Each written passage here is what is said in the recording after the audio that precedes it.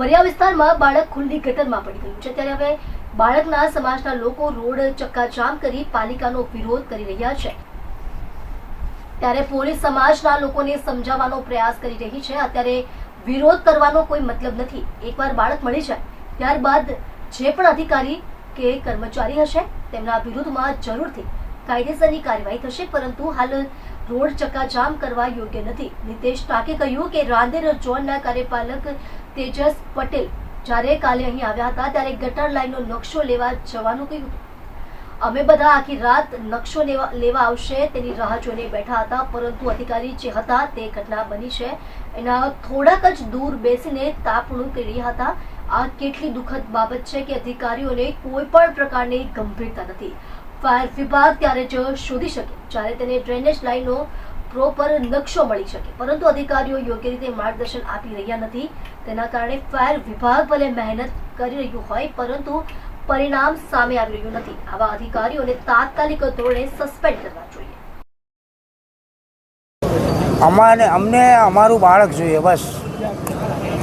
તમે ગલતી કરી છે, તમારી ભૂલને કારણે અમારા બાળકનો જીવ ગયો છે।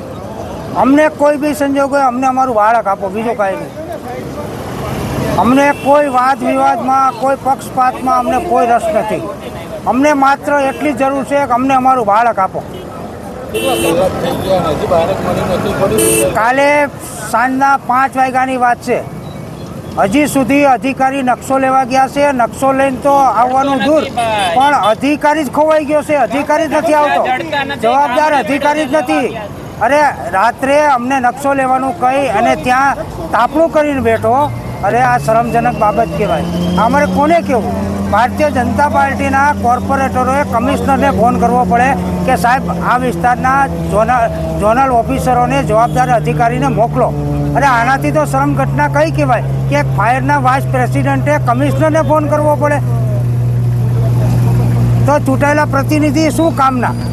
અરે અમને તો નરેન્દ્રભાઈ પર એટલો ગૌરવ થયો કે એક રિંગ ઉપર એ માણસ 10 મિનિટની અંદર સ્થળ ઉપર આવ્યો ને એ માણસ આવ્યા પછી ફાયર બ્રિગેડ આવે છે, પછી ઝોનલ અધિકારીઓ ખાલી 100 સીન સપાટા કરીને વયા જાય, પછી ખો કરે છે, આની ઉપર નાખે ઓની ઉપર નાખે છે। આ શું છે ભાઈ? અરે કોઈ રાજનેતાનો છોકરો જો મર્યો હોત ને તો આ ધરતી છે ને 24 કલાકની અંદર ખોદી નાખી હોત।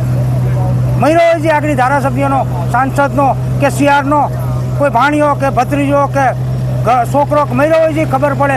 અત્યારે અમારો બાળક એક સામાન્ય નાગરિકનો બાળક ગયો છે ને, મારા સમાજનો દીકરો ગયો છે ને એટલે, બાકી આગળ નેતાનો છોકરો ગયો હોત ને તો આ ગટર ગોતવી ન પડત, રાતોરાત ખોદાઈ ગઈ હોત।